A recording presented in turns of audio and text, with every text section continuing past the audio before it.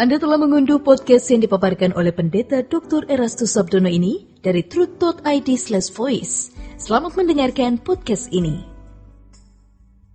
Shalom saudaraku, salam sejahtera dalam kasih Tuhan kita Yesus Kristus. Kebenaran hari ini saudaraku 24 Maret berjudul standar yang harus dikenakan. Jalan yang harus dilakukan untuk menemukan kebebasan dari jerat dunia yang membinasakan adalah datang ke padang rumput yang hijau. Datang ke padang rumput yang hijau, jangan rumput dunia.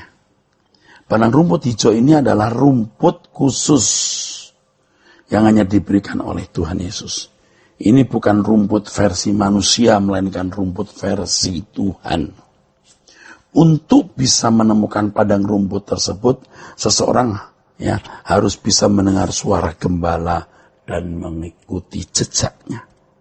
Jejak gembala. Domba yang hilang adalah domba yang memiliki rumput sendiri dan menikmatinya. Ya. Dalam hal ini,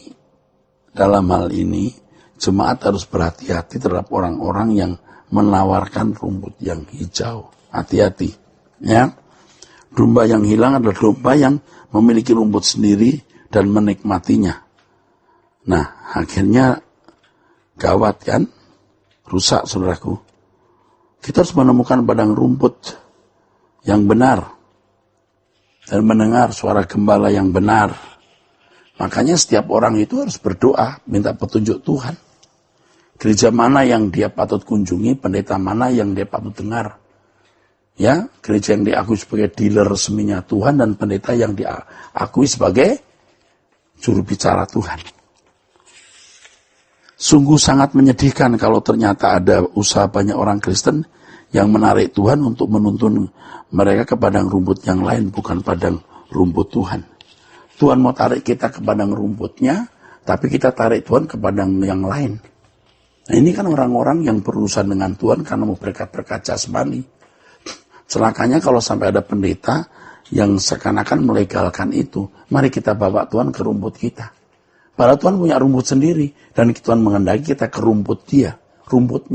Nah, kita mau rumput dunia, menggunakan kuasa Tuhan, menggunakan mujizat Tuhan, memanfaatkan kebaikan Tuhan. Ini menyedihkan. Jadi kalau ada hamba Tuhan tidak menuntun domba-domba Tuhan ke padang rumputnya, celaka. Celaka pendeta itu dan celaka jemaatnya. Mereka menunjukkan padang rumput lain seolah-olah padang rumput Tuhan. Ya, ingat ya, jangan seperti Lot yang memilih sekitar Sodom Gomora yang ya seperti taman Tuhan, seperti just like, hanya seperti, tapi bukan taman Tuhan. Pendeta, gembala, pembicara harus membawa jemaat ke padang rumputnya Tuhan. Jangan menunjukkan ke padang rumput yang lain. Nah, itu teologi kemakmuran, itu padang rumput yang lain, itu bahaya saudaraku.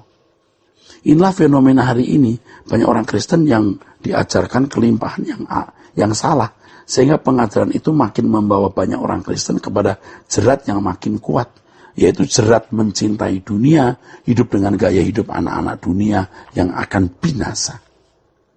Kelimpahan yang dimaksud oleh Tuhan dalam Yohanes 10:10, aku datang untuk memberi hidup, supaya mereka memiliki hidup dalam segala kelimpahan. Itu bukan kelimpahan jasmani. Aduh, jangan salah saudara, itu bukan kelimpahan jasmani, itu kelimpahan dalam Tuhan yang menyangkut damai sejahtera Allah dan karakter manusia yang diubah dari kodrat manusia ke kodrat ilahi.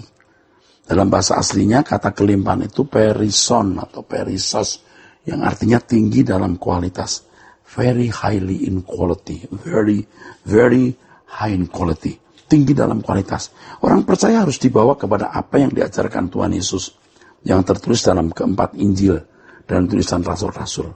Orang percaya tidak boleh dibawa kepada ayat-ayat Alkitab dan lama yang orientasinya masih pada pemenuhan kebutuhan jasmani. Pusat kebenaran kita itu perjanjian baru. Orang percaya tidak boleh dibawa kepada ayat-ayat perjanjian lama tanpa mengerti makna esensinya, gitu loh. Dan menelannya mentah-mentah secara harfiah. Saya setuju, di perjanjian lama itu banyak hikmah rohani yang bisa dikenakan. Tetapi itu bukan untuk orang Kristen yang dewasa. Yang dewasa itu episentrumnya itu perjanjian baru dan hidup Yesus sendiri. Itulah padang rumput yang Allah kehendaki. Sebab kalau ayat-ayat perjanjian lama dikenakan secara mentah, itu akhirnya orientasinya hanya pada pemenuhan kebutuhan jasmani, seperti bangsa Israel yang orientasinya masih pemenuhan kebutuhan jasmani, fokusnya Kanaan duniawi, ya. Kalau kita itu orientasinya itu berkat kekal, yaitu karakter yang diubah, dan fokusnya itu langit baru, bumi baru, bukan Kanaan di dunia. Jadi kita harus keluar dari standar beragama, standar agama, tapi masuk standar kehidupan Yesus. Standar yang dikehendaki oleh Allah itu kehidupan Yesus bagi umat perjanjian baru. Kita harus memeriksa diri kita, apakah kita telah melakukan kehendak Bapa atau tidak. Ayo, kita jujur. Kita harus bekerja keras untuk itu. Ya, melakukan kehendak Bapa itu menyangkut dua hal. Yang pertama, menjalani hidup pribadi sesuai dengan kebenaran firman. Ya. Yang kedua, menemukan apa yang dikehendaki oleh Allah untuk kita lakukan. Jadi melakukan kehendak Allah itu bagi bangsa Israel diwakili oleh hukum-hukum. Sedangkan umat perjanjian baru, kehendak Allah itu tidak diwakili hukum-hukum yang tertulis, oleh pikiran perasaannya sendiri. Dengan belajar firman, kita memiliki pengertian-pengertian akan kebenaran. Kita membangun yang namanya kecerdasan rohani. Kecerdasan rohani akan membuat kita bisa mengerti kehendak Allah, apa yang baik, yang berkenan, dan yang sempurna.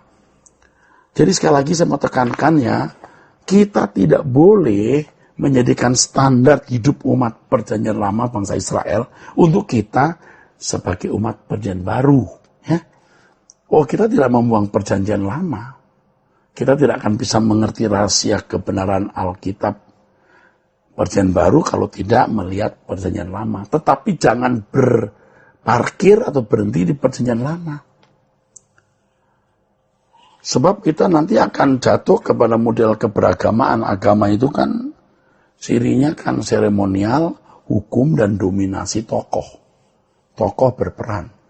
Seremonial itu pasar agama. Kekristenan itu bukan begitu. Kita tidak memiliki seremonial baku sebagai cuklak dalam ibadah. Ibadah kita itu seluruh kehidupan kita. Dalam roh dan kebenaran itu artinya ibadah yang tidak dibatasi oleh ruangan, waktu, dan sistem-sistem upacara agama atau liturgi. Hukum kita Tuhan sendiri.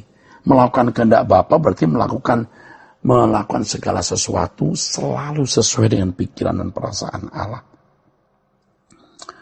Saudara sekalian, ketika kita mengerti hal ini dan memenuhinya, kita akan memiliki kepekaan guna mengerti rencana Allah atau kehendak Allah.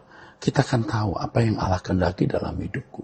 Apa rencana Allah untuk kita penuhi dalam hidup ini. Begitu, saudara. Wah, kalau sudah begitu kita mati dengan tenang. Kalau tidak, kita nggak tenang. Jadi kalau kita betul-betul bersedia untuk melakukan kehendak Allah dan memenuhi rencananya, itulah kehidupan yang sukses itu, sudah. Kehidupan yang berhasil. Dan itu prestasi abadi kita. Jangan kita memiliki agenda lain dalam hidup ini. Agenda kita hanya satu. Membangun kecerdasan rohani untuk mengerti kehendak Allah, apa yang baik, yang berkenan, dan yang sempurna. Mengerti rencana Allah dalam hidup kita masing-masing yang harus kita penuhi. Itu satu-satunya agenda. Kalau ada agenda lain, berarti sebuah pengkhianatan. Ya, tidak bisa menjadi perawan suci di hadapan Dia. Ya, kita harus berani mengambil keputusan. Memilih Tuhan. Kiranya kebenaran hari ini, saudara, memberkati kita sekalian. Sola Gracia. Untuk berlangganan renungan harian dalam bentuk cetak, silakan hubungi Truth Literatur di nomor telepon 0878 7870 7000. Untuk mendapatkan CD khotbah, MP3 renungan Truth, dan CD album lagu produksi Sola Gracia, Anda dapat menghubungi di hari dan jam kerja di nomor telepon 021 638 60953. Tuhan Yesus memberkati. Sola Gracia.